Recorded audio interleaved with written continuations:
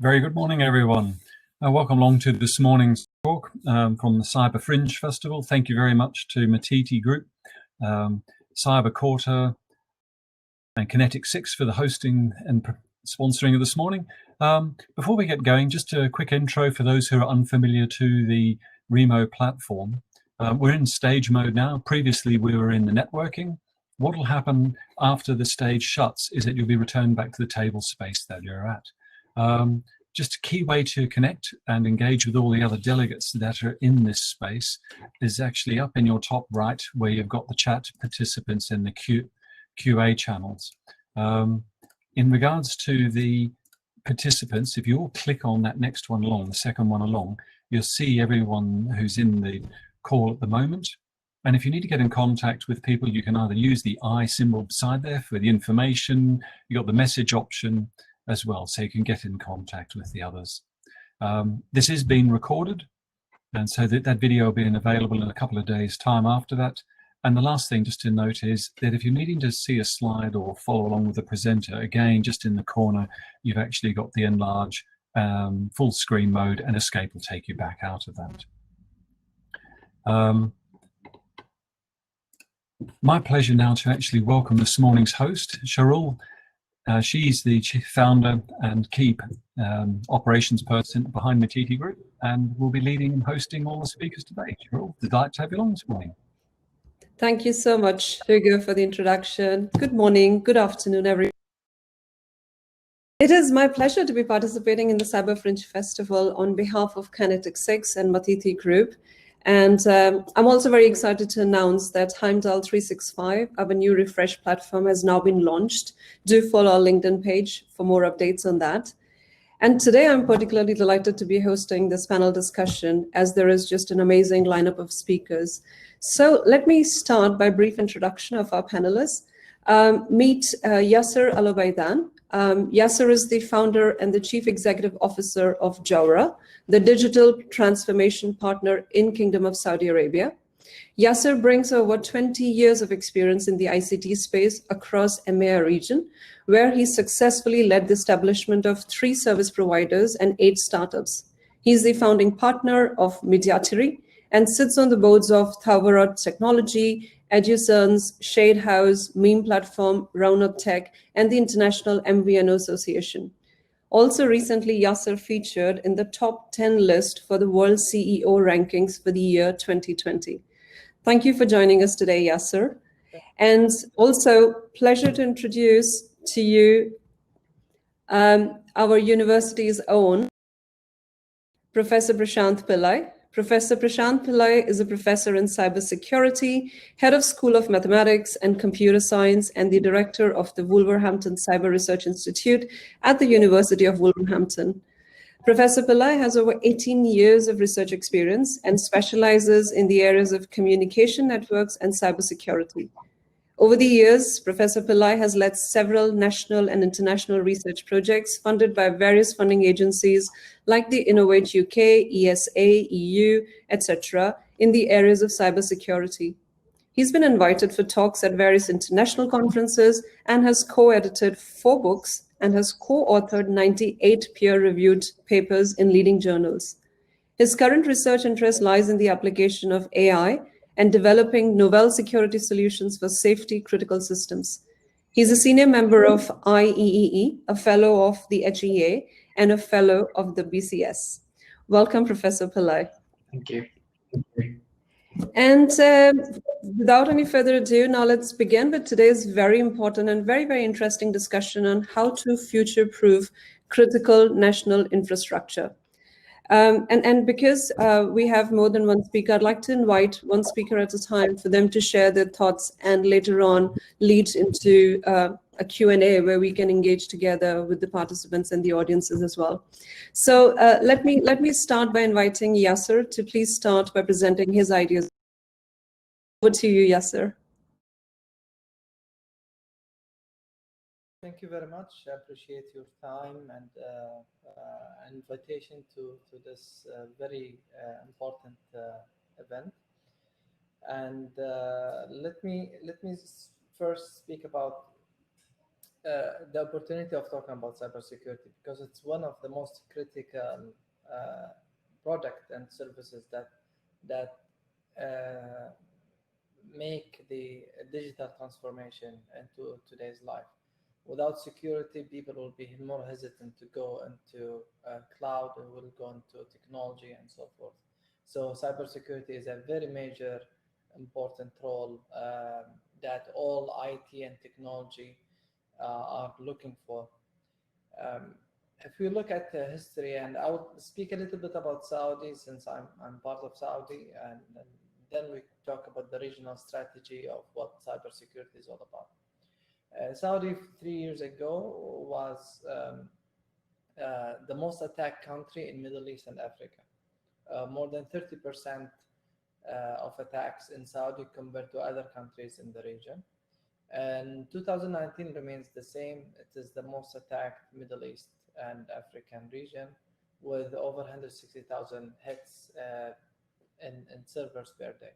There is a lot of DDoS, there's a lot of phishing, there's a lot of ransom and so forth. What we have also noticed is that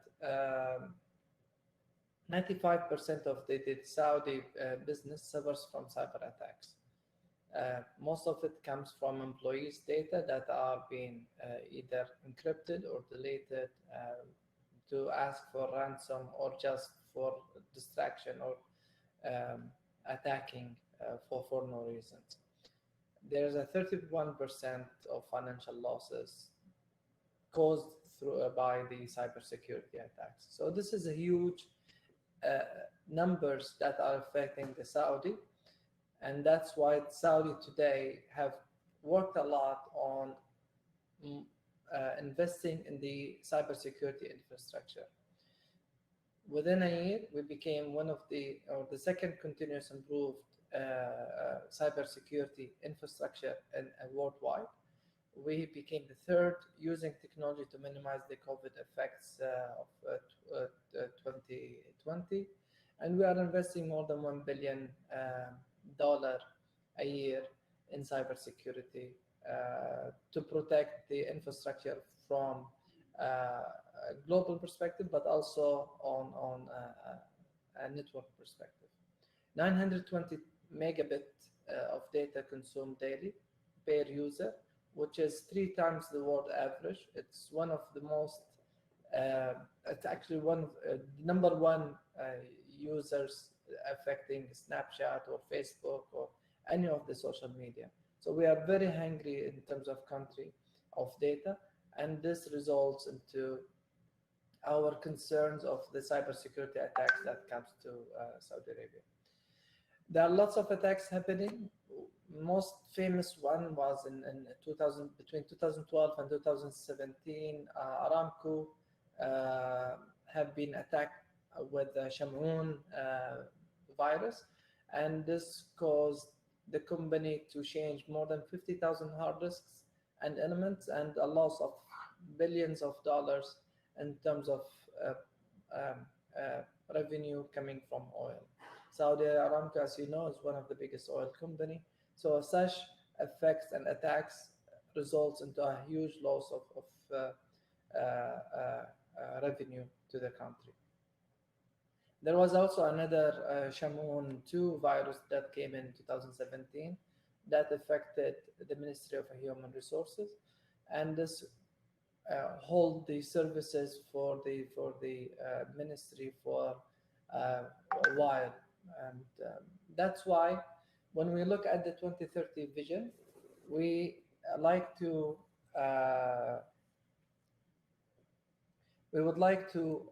focus on what cybersecurity can do for Saudi. I hope.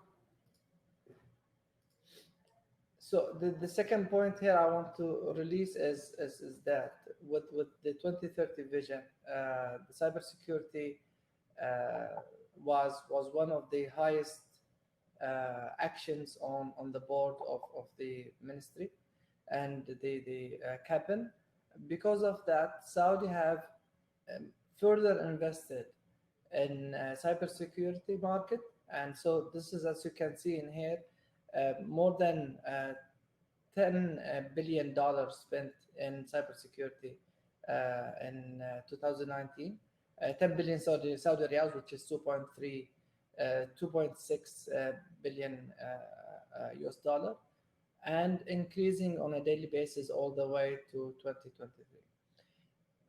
This result into Saudi moving the ranks on the global cybersecurity index from being one of the number one right now in cybersecurity index in the Middle East, and number 13 globally, which is a huge enhancement compared to 2017, where we were ranked at 46.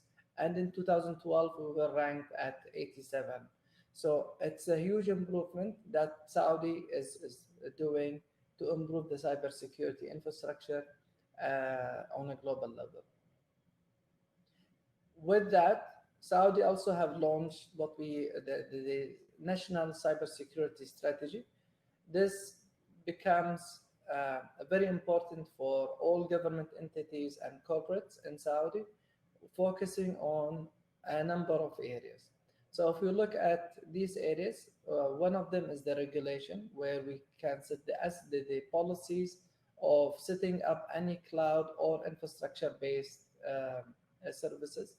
One of the decisions that government have taken is that none of the government entities should have infrastructure base, and they should go into a local cloud services, which is more secure and has to go through a cloud assessment, security assessment, that is certified by the NCA, the National Security Agency, as well as the CITC, which is the Telecommunication Authority.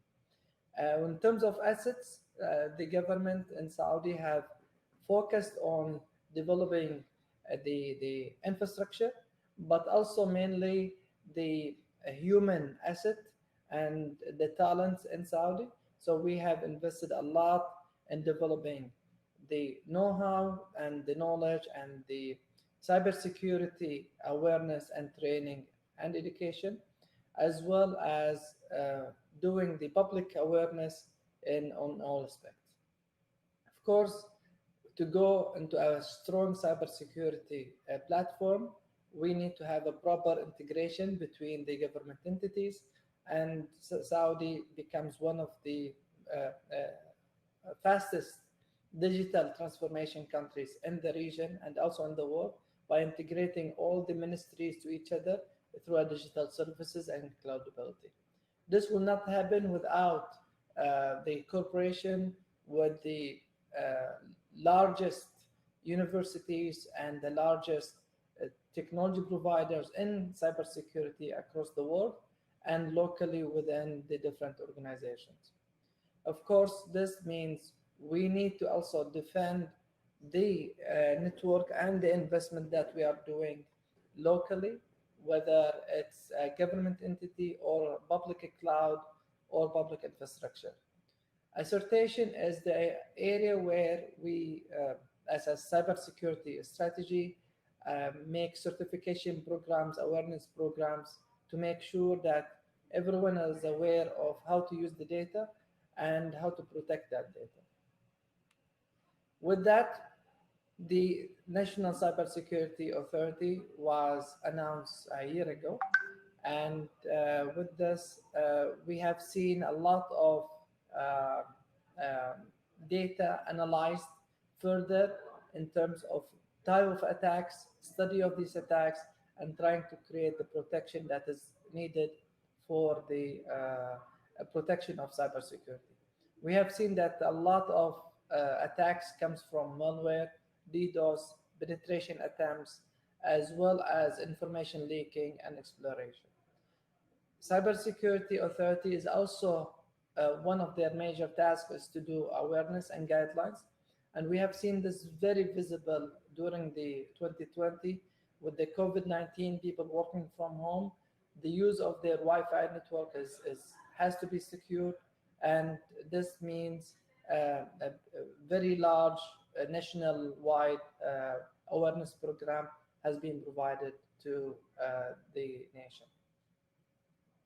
One of the strategies as well that the government, as part of the 2030 vision, is to go cloud-first policy. The MCIT, which is the Ministry of Telecommunication and Information, decided that all government services and infrastructures have to be unified, and it has to be through a cloud-first policy. This will encourage local public providers as well as the top public providers, cloud providers such as Microsoft, Google, and so forth, to invest into the country to provide a local cloud, because from a government policy perspective, if you have a data that is sensitive, we should not put it on the public cloud outside of Saudi, but to focus on having a local public cloud services for government use. We also have the national NIC, National Information Center, where they have been given the right to create the government cloud or G-Cloud services to connect all government entities with each other, and also do classification of the type of data, whether it's sensitive data or non-sensitive data. Before closing, I just want to show you two case studies. One is that was done by the NCA, is on the cybersecurity in the electricity sector. The finding that they have seen, and this is purely in preventive action that the government have taken before there's any attack on electricity sector, which is a major sector in any government. NCA have found that the Saudi electricity company, which is the main and sole provider of electricity, have very old infrastructure, and this is actually the same for many or all the countries that usually the electricity use have old infrastructure. The maintenance and connectivity is not as IT or telecom or new entities.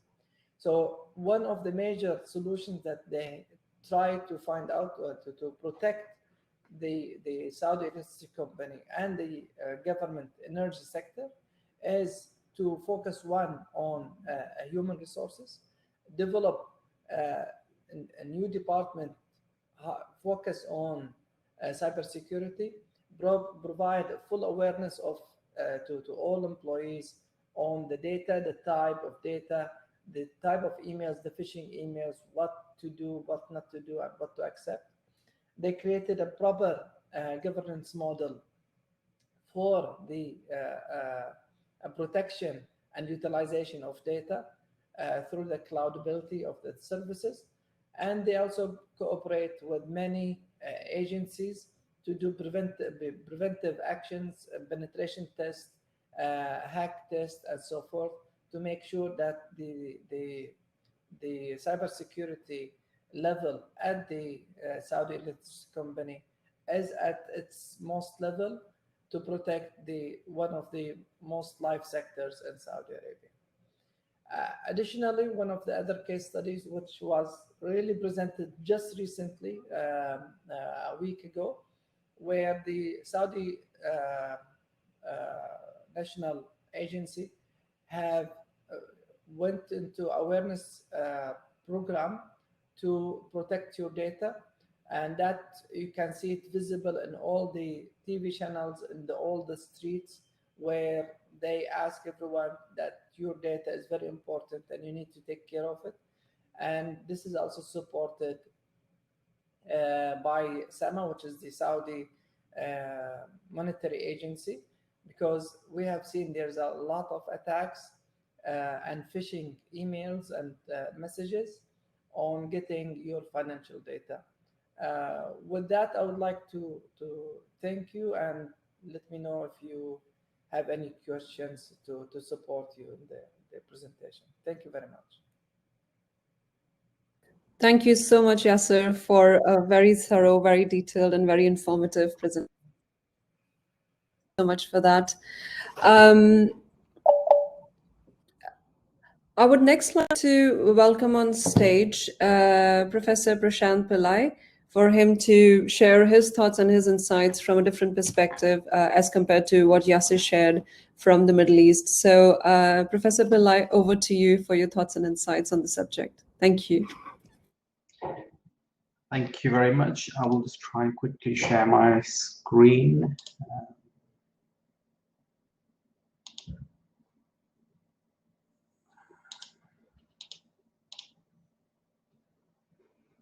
Okay.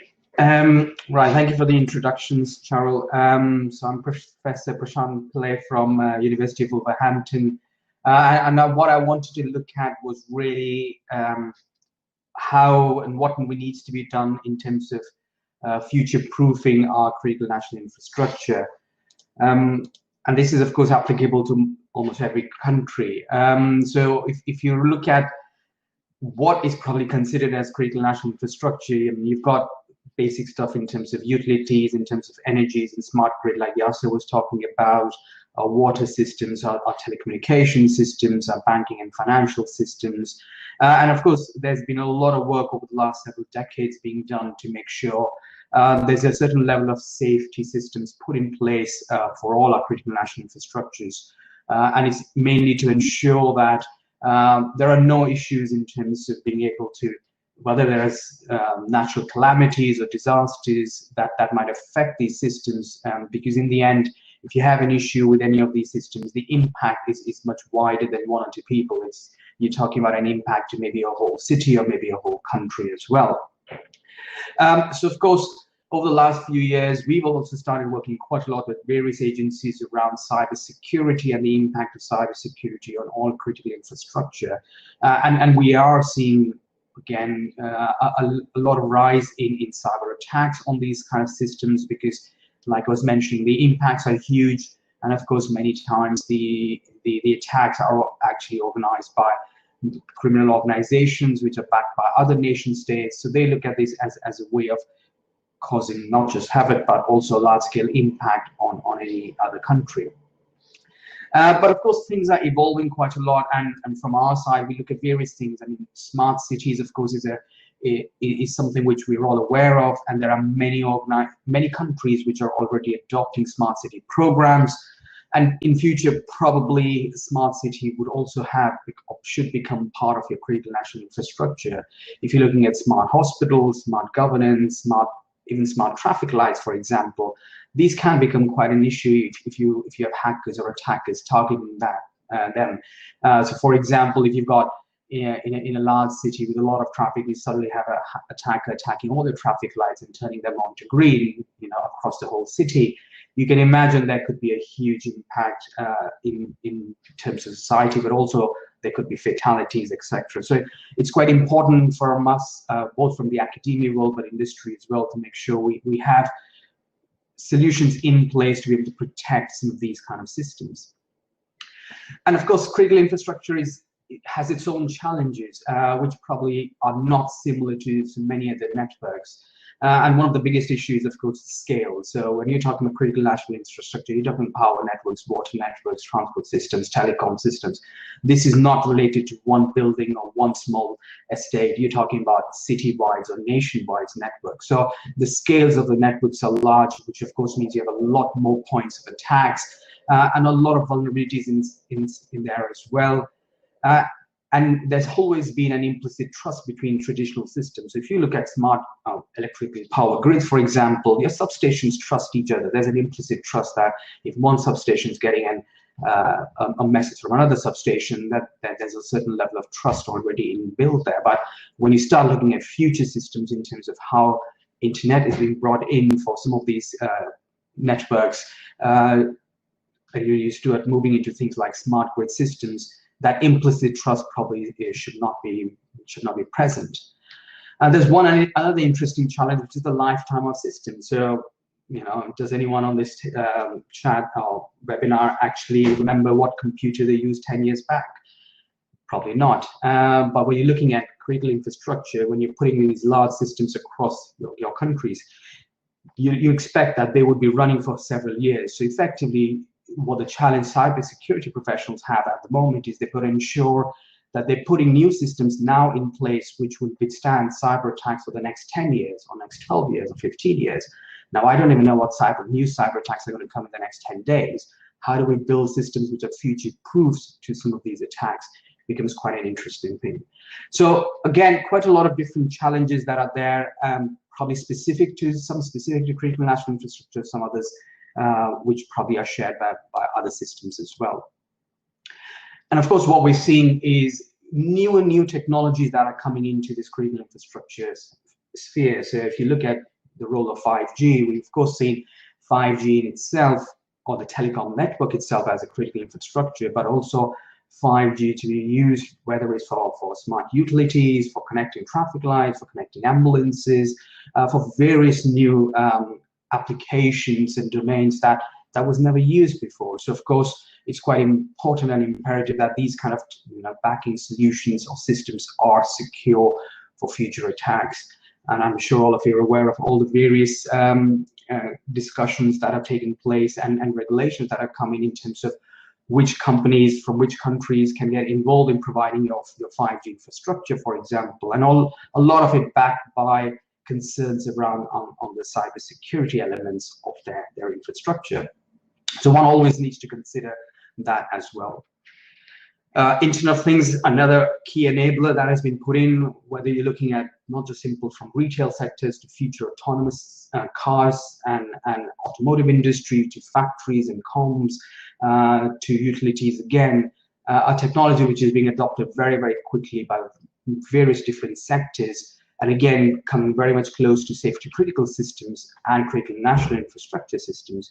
But again, IoT security is weak at its best. There is a lot of work that still needs to be done to make sure you can provide the right level of security from IoT systems, but also to try and provide end-to-end security with any IoT-based solution. So you're talking about security from your sensors and actuator end to your communication infrastructure, to your back-end cloud interface, to your big data applications running on top of that. So you're looking at one needs to provide end-to-end security, and there's still a huge amount of work that needs to be done on this.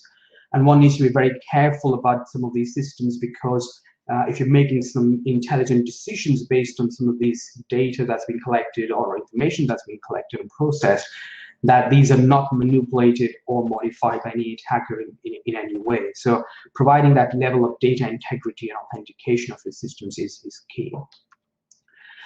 So from my side, I think there are 4 key things I think one needs to be considering when you're looking at future-proofing any critical infrastructure. So of course, we talked about cybersecurity quite a lot. Even Yasser was mentioning about the various things, for example, their country is doing, similarly UK is doing quite a lot, and many other countries are doing about bringing in systems and procedures and policies to ensure that, yes, every operator are aware of cybersecurity, public are aware of cybersecurity, and there are reasonable solutions brought in to ensure that, yes, you can detect attacks, you can ensure you have certain levels of safety, security protocols and security systems in place to manage the cybersecurity elements.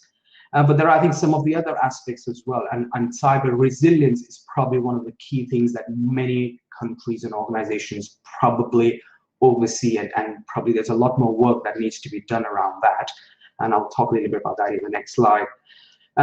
In the end, privacy and data protection, quite key when you're looking at privacy of general public and citizens of their country. I think that has to be of paramount importance to any government. So ensuring that, yes, we do have proper regulations and policies put in place so that no data privacy breaches take place. And the last very, very important one is all about collaboration and coordination in terms of governance, in terms of how some of these things actually will take place. So I've got 2 slides just to sum up some of these things. So first one is around cyber resilience, which I think is absolutely key when we're looking at future-proofing our CNI. And it's simply because we can't shut down critical infrastructure. So if you have an attack, you can't just say, I'm going to switch it off and come back, solve it, and then restart.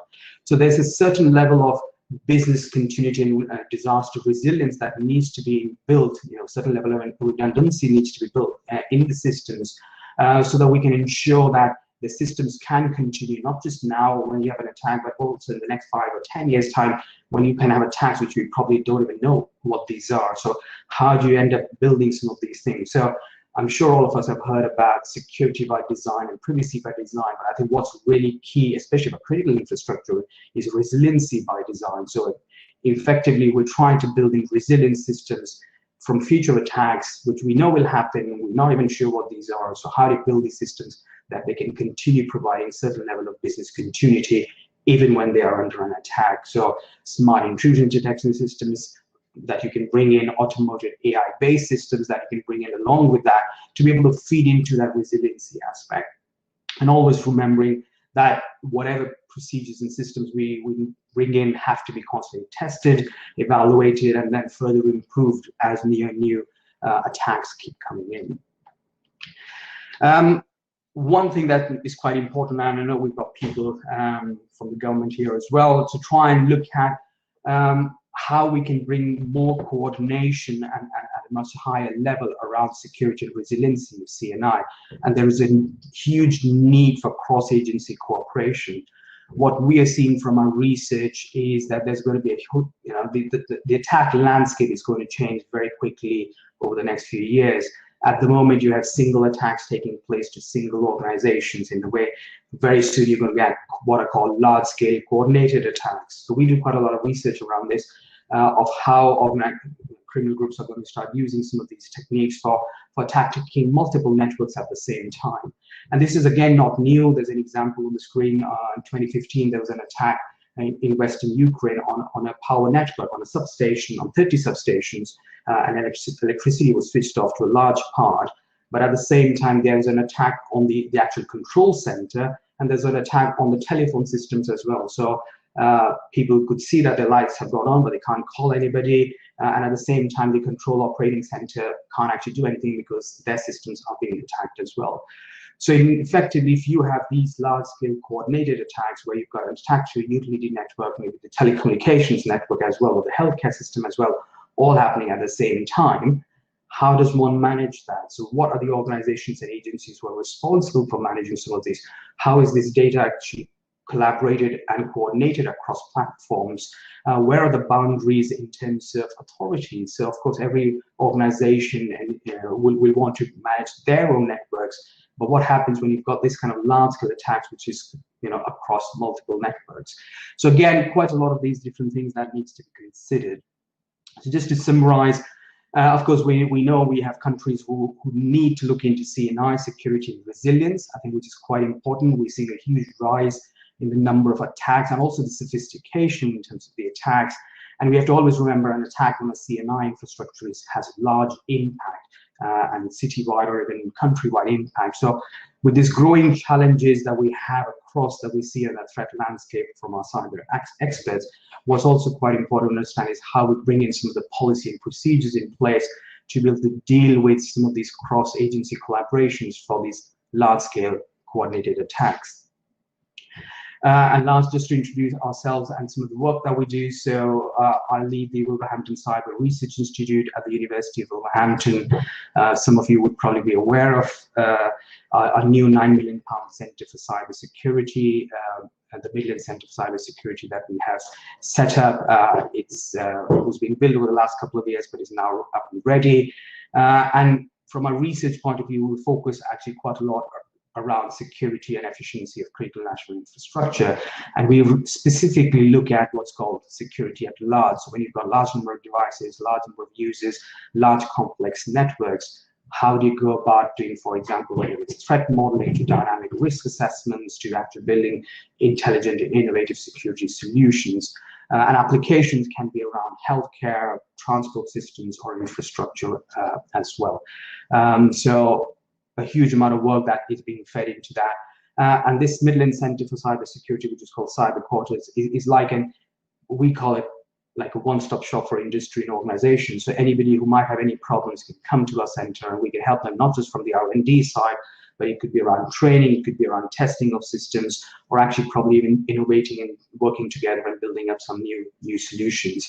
And we believe that we need more of these in the country, because cyber is a growing problem, and what we need is, of course, we need more people to come into cybersecurity to be able to engage with centers like these, but also be able to work together with businesses to make sure that we are protecting our not just businesses, but our national infrastructures as well.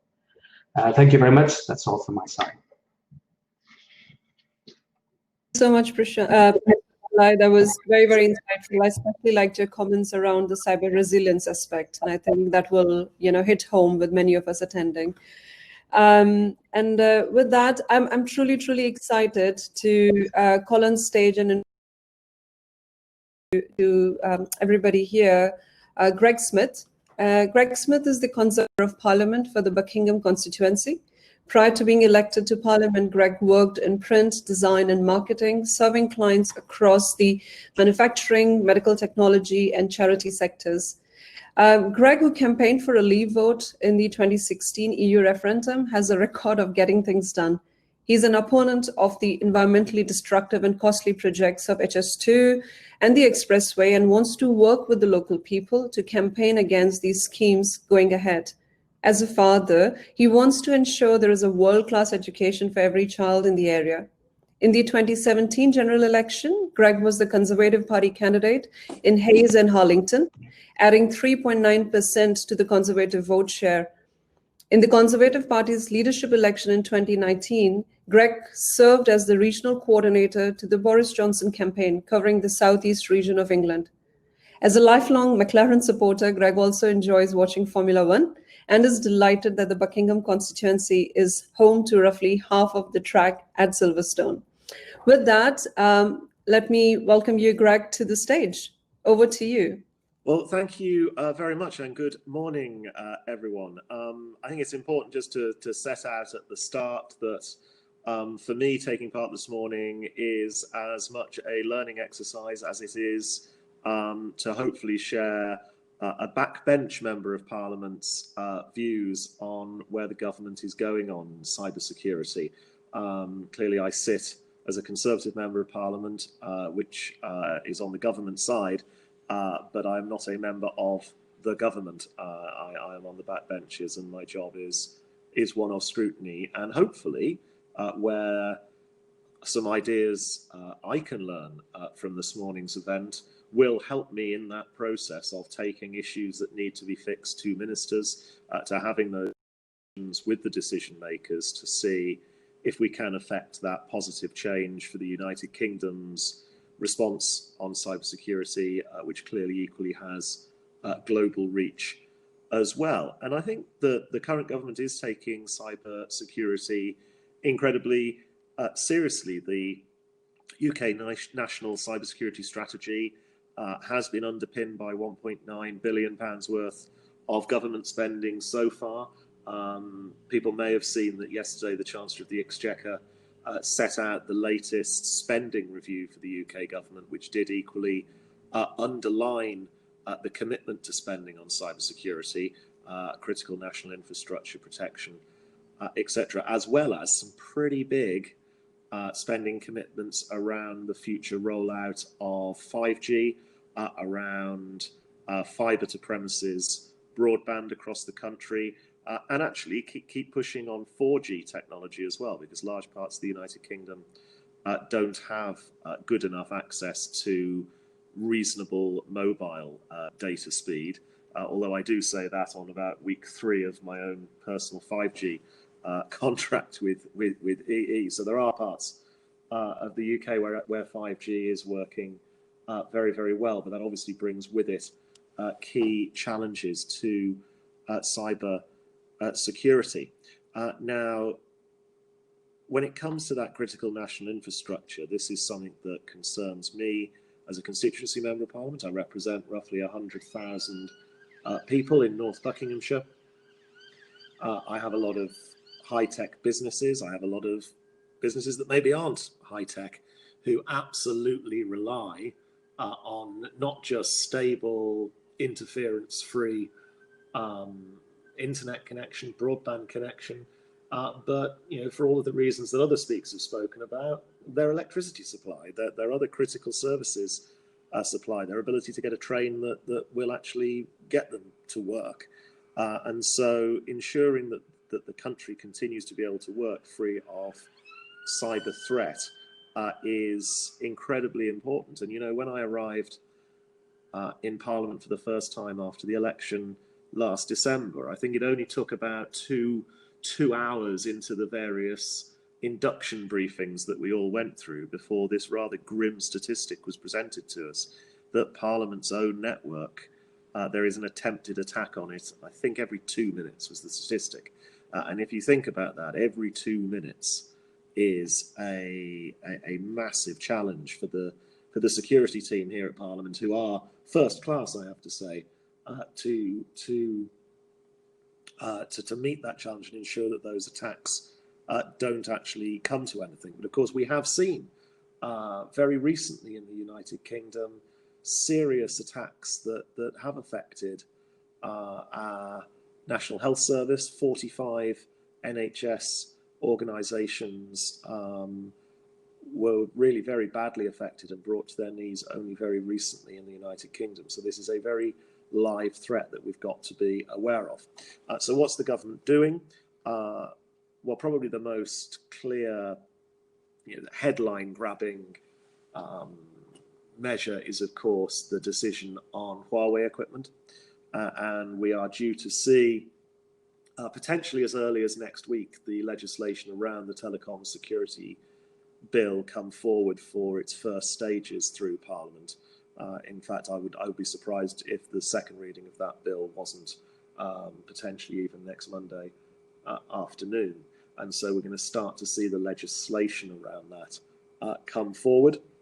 But there's also a very big job to do around skills training, around ensuring that everyone from children at school start to learn about cybersecurity, up to ensuring that in our universities and academic institutions, we are training people to have the very best understanding on cybersecurity, on how to tackle cyber threats going forward into the future, so that the UK is an absolute leader in this field.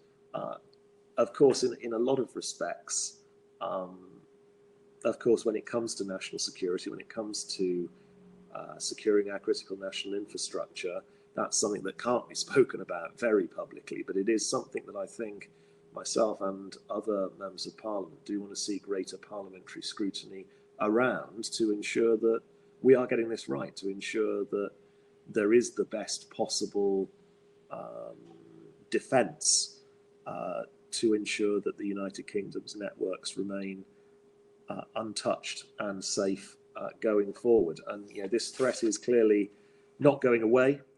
It's vital for government, it's vital for business, it's vital for individuals that we get this right. And I'm very keen to hear from everybody in the field. I'm very keen to understand what those steps are that the UK government could be taking better, and that world governments could be taking better to meet this challenge. So I think the government's commitment is there, the money is there. It's about what actually is the detail of the steps, the regulatory steps we need to take, and the interventions, if necessary, that need to be taken to get it right. So I look forward to the discussion part of this, and hopefully we can work out some asks that I can take to ministers that will improve things going forward.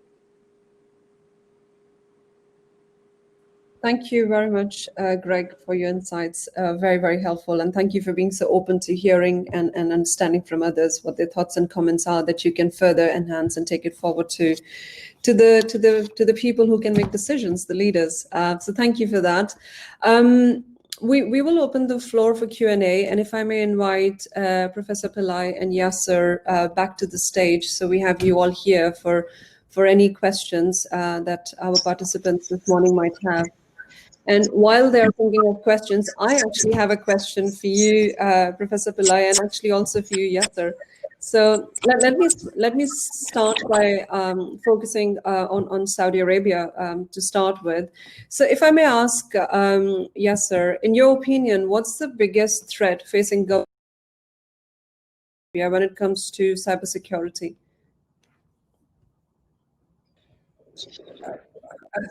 Thank you for the question, Cheryl. I think the threat will always be there in terms of phishing, malware, and ransom. So these are, as per the statistics from the NCA, this is the most attacks that are happening today. And the answer to this will always be awareness and preventive. Awareness means people know what type of data they are opening, what type of links they are hitting, and how to deal with that. Reporting any incident, as well as utilizing the latest technologies in terms of AI to predict and detect any network behavior that indicates possible attack or possible phishing. And I think this is what Saudi is, from an infrastructure point of view, is investing a lot nowadays in adding this layer of artificial intelligence and blockchain to detect the behavior and the use of the network and see if it is a possible cyber attack or not. Great. Thanks, Yasser. And here in the Q&A, we have a very interesting question for anybody to take, really. So the question goes, we saw the attack that disabled Ukraine in 2017 by the malware. How do we audit the legacy dependencies that have been built, often on implicit trust by providers or partners? Anyone? Maybe I can start. I think that it's a very, very good question. And one of the things that we struggle when we work with organizations, and it goes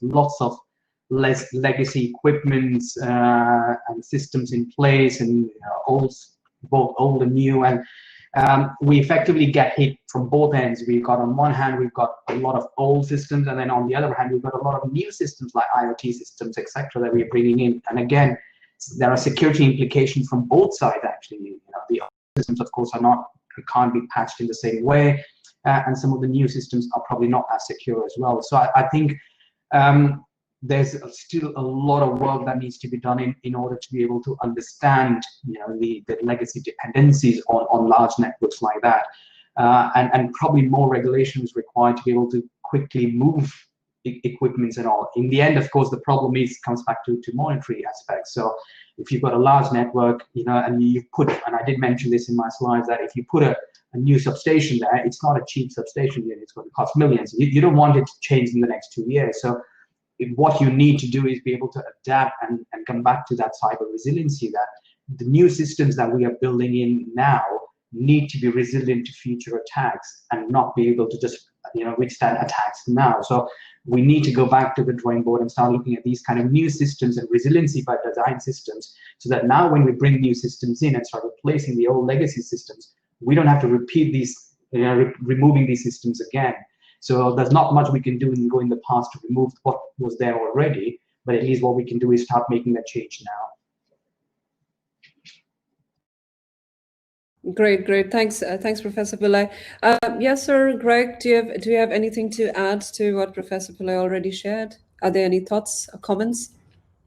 It is always important to learn from what has happened. It is too often the case that government and business of any description go through a disaster or something that negatively affects them and then fails to learn the lessons from it. And I think the most important thing that we can ever do when an attack, a cyber attack or a physical attack, bluntly, or anything that impacts us happens, to absolutely understand how and why it happened. And that is something that governments of all political persuasions over many, many decades have so regularly failed to do. And that is something that you can't fix a problem if you don't know where you've come from in that sense. If you don't know why you've got a problem, and it's getting better at not just coming up with solutions, but understanding the nature of the problem from something that has actually happened in real time. That for me would be the most important thing for us to do. Great, thanks, Greg.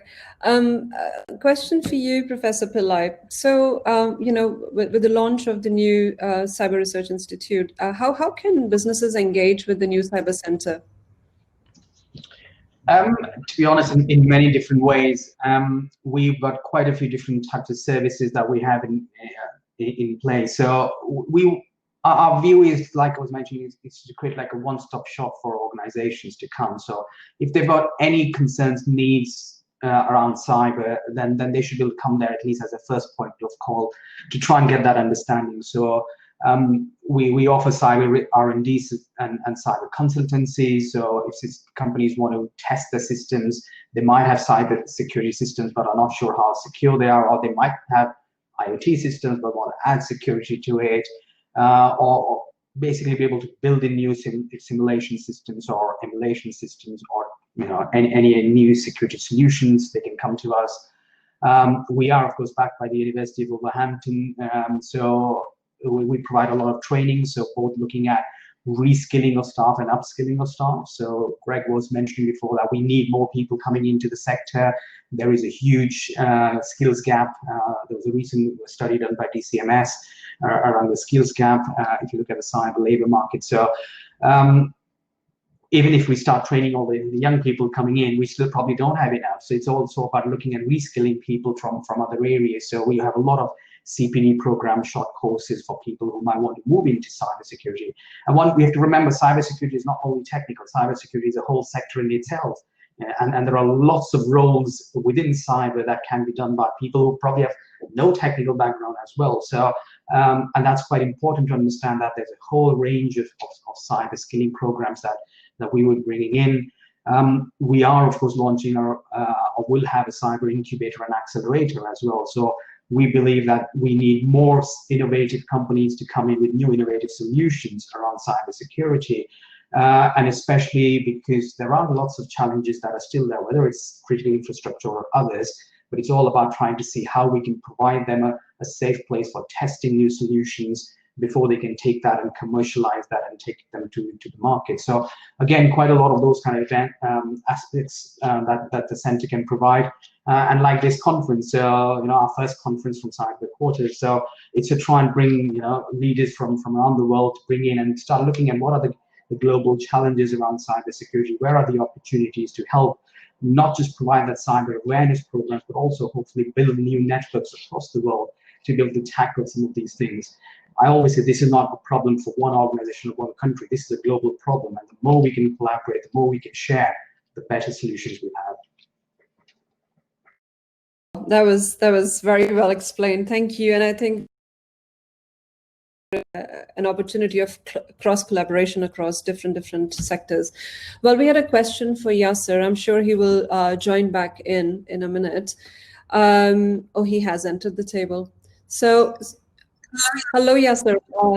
We had a question for you. So, has Saudization tied their hands in the cyber sector by only allowing Saudi national to work in the sector, resulting in cyber management having a lack of experience and qualifications? What are your thoughts on that? In contrary, actually, I believe this is one of the things that improve the cybersecurity in Saudi. 90% of attacks, usually, that's a global statistics, is happening within the organization, whether it's knowingly or unknowingly that you have access to data or leak data or taking this data from inside the infrastructure.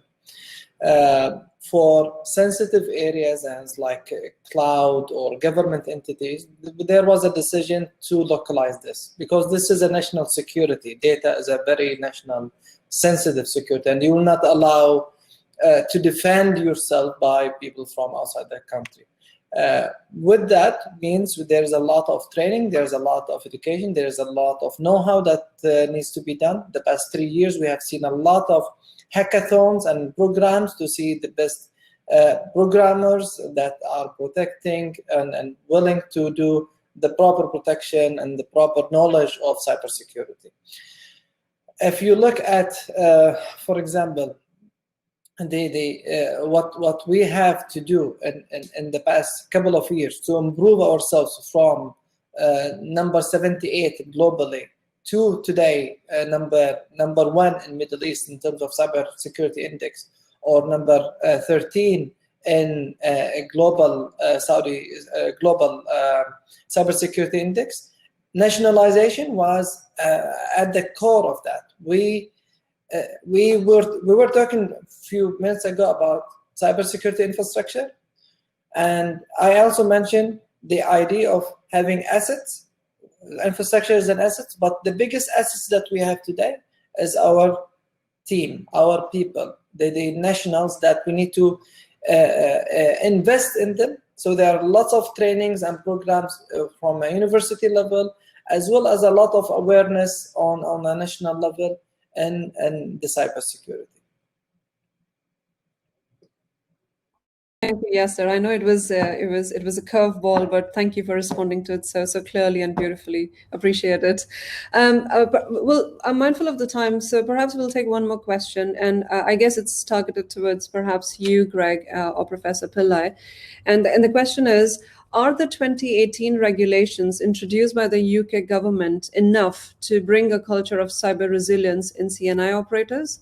And what recommendations should be in the UK's 2021 National Cyber Strategy on CNI? So over to you for your thoughts on that. Thank you very much, and thank you for your question, James. I think given the nature of this field, then you can always set recommendations in 1 year, and probably by the following week you will think of something, a new emerging threat or a new issue that hadn't been thought. I think we've always got to approach this field with a sense that you can't just plant your flag in the sand and say, this is it, this will be perfect forever. So I think as long as we come at this with an acceptance that regulations, guidelines, ambitions that are set in 1 year will have to be flexible and change with time to ensure that we're getting it right. But I think the most important point of James's question is this challenge of the culture of cyber resilience, because actually I think there is still not just across critical national infrastructure, but across all sectors, a lack of understanding, a lack of awareness of the implications of not taking action, of not getting the action right, of not putting the resilience in place that is needed. That is evident by the attacks that we have suffered, such as the ones in the NHS that I spoke of earlier. So yes, there does need to be a beefing up, if I can put it that way, and that is a constant revolving process. I see someone else ask, about the 2-minute attacks that I don't know where they're coming from, and to be honest, I think it's probably best that the security services within Parliament don't tell us that either. But it is another example of the sheer volume and level of risk that is out there. When it comes to what the recommendations should be going forward, that for me, inherent in my politics is that we are best to look to those in the sector, to those that know best what needs to be done from a technical and a practical standpoint. I've never been a politician that believes politicians actually have the answers. It's what it's what we do working with academics, with business, with professionals, to get these things right that matters, which is why I was so keen to join this morning to hear what everybody has to say. Great, thanks, Greg. Very detailed answer indeed. Professor Pillai, do you have anything to add to what Greg has already mentioned? I actually completely agree with what Greg has said. I think we've got to remember this is still a new problem for us, even though it's probably just a decade-old problem, and we are all in this where we're trying to understand skills. We're trying to understand what's the best in terms of policies and procedures and technical solutions as well. So we're all learning through that, and I would say that I think we've come quite far from where we were maybe a decade ago in terms of trying to bring in some of the regulations that are required.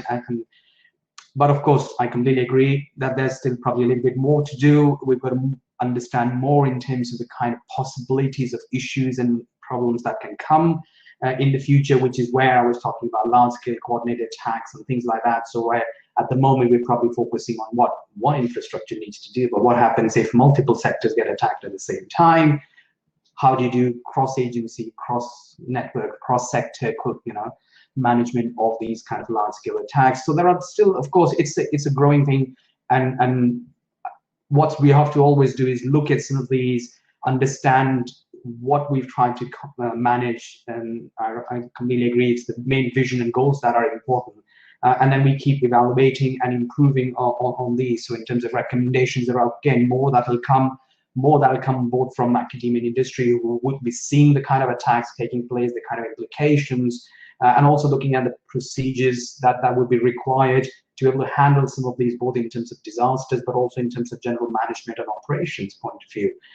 So again, there's a lot of learning that still is being done as we speak. There's a lot of stuff that is happening, and it's always about taking that learning from that and then adding into future strategies.